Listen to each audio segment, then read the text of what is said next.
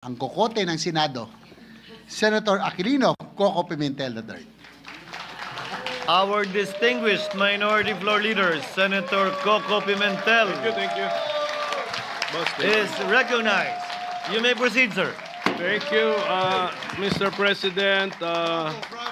Mr. President, my dear colleagues, our Senate staff, our Senate Secretariat, our guests, my Commander-in-Chief is also here, our dear countrymen. Magandang gabi po sa inyo lahat. I am about to deliver my valedictory speech. This is one perk of being a senator which I would relish the most. My father was the valedictorian of all his classes throughout his academic life, from elementary, high school, college, and even up to College of Law. I was never a valedictorian, but I still get to deliver a valedictory speech. Swerte ko naman. Sabi ng ating konstitusyon, sovereignty resides in the people and all government authority emanates from them. I have been blessed by God and the Filipino people with the opportunity to hold a high government position. These 13+ years I have spent as a senator in the service of the Filipino people have been the most fulfilling years of my life. This is an opportunity and an experience not given to many. I am very grateful to the universe for this. Who would have predicted or who would have thought that this would happen to an introvert person like me? My Senate journey began not in the usual way, but through an extraordinary and unique experience that tested our resolve and faith in the democratic process. But I am grateful that what began as an electoral protest has since grown into a relationship marked by mutual respect, collaboration, and even friendship. Yes, sir. A reminder,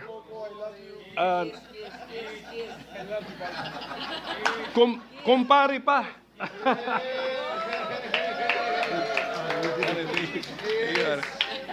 So a reminder that in the end, we are all here to serve the Filipino people. So let me go back to the decision which allowed me to be part of this chamber, Mr. President. Siguro nalimutan na nila, pero hindi ko po nalilimutan. Yung mga senador who voted to allow me to sit in the Senate in my protest way back in August 11, 2011. Pia Cayetano. So, hindi ko nalilimutan yun, Pia. So thank you very much.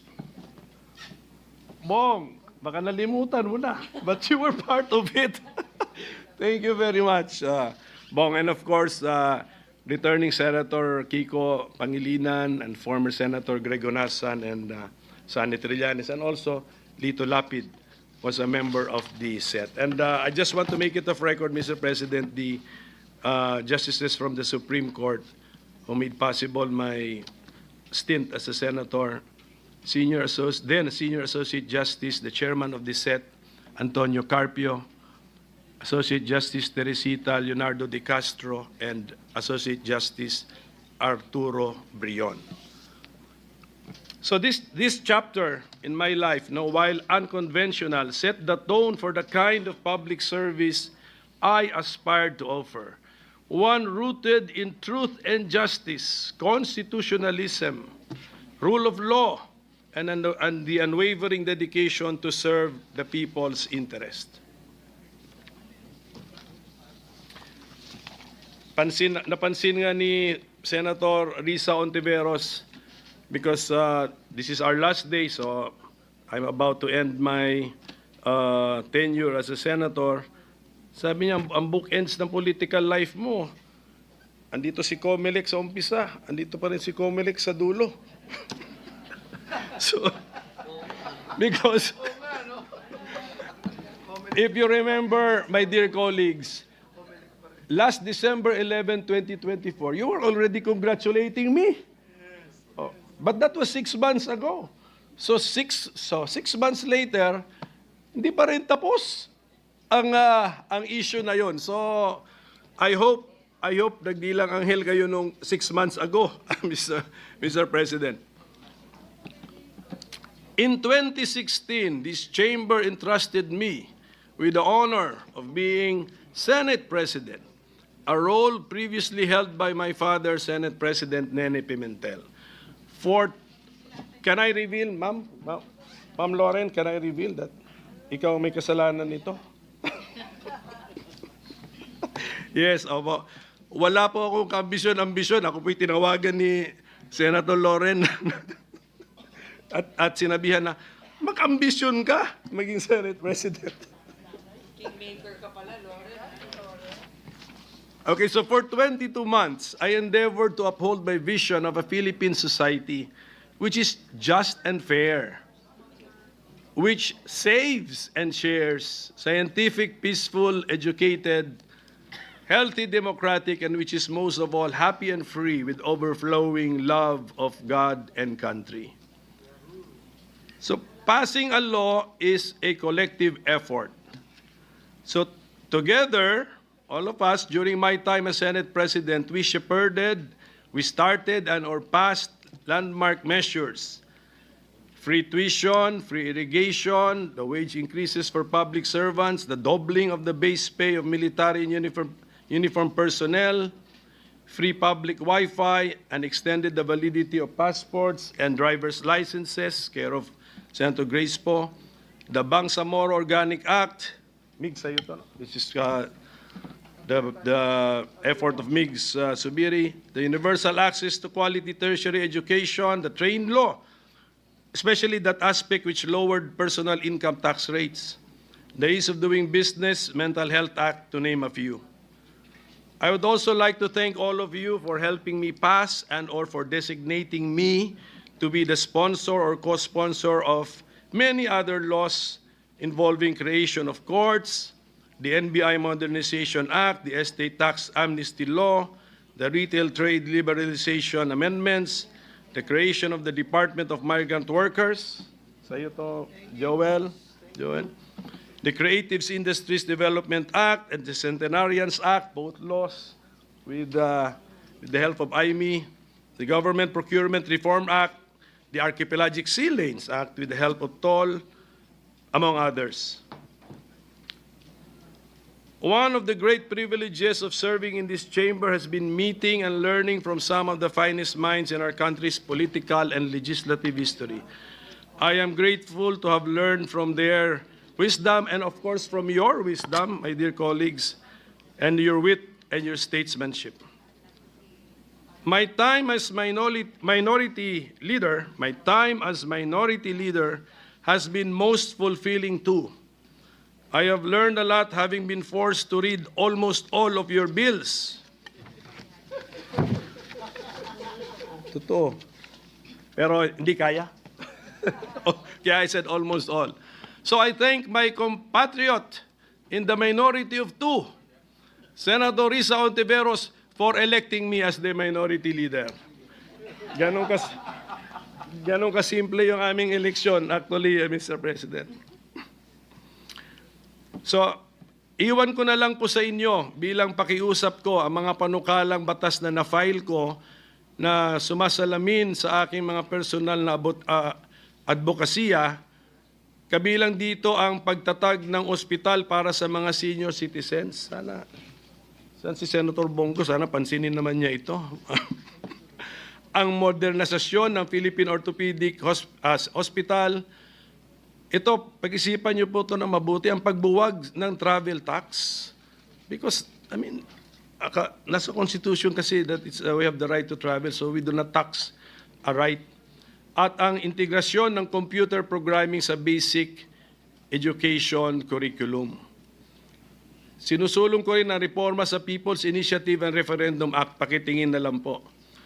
And also I filed some measures designed to discourage negligence and recklessness, yung tinatawag na mga quasi-offenses sa dami ng mga aksidente ng mga bus, mga heavy vehicles leading to injuries as well as loss of lives. Pag-aralan po natin ito. Marami akong lessons learned For example, saan ako nagkamali, paano nyo kami nautakan, gano'n. Oh. Yes, paano nautakan ng majority ay minority. Tapos, actually, may pagkakamali kami na present kaming dalawa. Kung absent yung isa, meron sana kaming parliamentary maneuver na nagawa. Pero hindi ko na muna i-detalye, ikwento lahat ito. Kasi ang bala ko isulat ito sa isang libro para naman merong pang bumili ng libro ko. Okay? So I owe this journey to many. Hindi ko po ito narating ng mag-isa. So to my colleagues, all of you, so if I look around, I think I've spent enough time in this chamber and I've been siguro so involved in your professional lives that I think I have personal relationships with all of you. Actually, with all of you. Ito, si Sila Bato, si Bongo, si Robin. May kaso pa nga kami. We are fighting over a political party. And because of that, I have been forced to look for another political party. So party mates ko na, Tita Cynthia, Amy Marcos, Mark Villar, Pia Cayetano. So I really have, I believe I have personal relationships with all of you. So I want to thank all of you. The Senate is not a place for echo chambers, but for courageous discourse. In diversity, we find democracy's heartbeat. Salamat for debating with me. I learned a lot from using my kokote. And I believe this is also an anti-Alzheimer's measure. Diba? So, maraming salamat po muli sa inyo lahat. Pero siguro, kung meron man nasaktan sa 13 years ko rito sa Senado, kasi siyempre na-involved din tayo sa some highly political issues eh.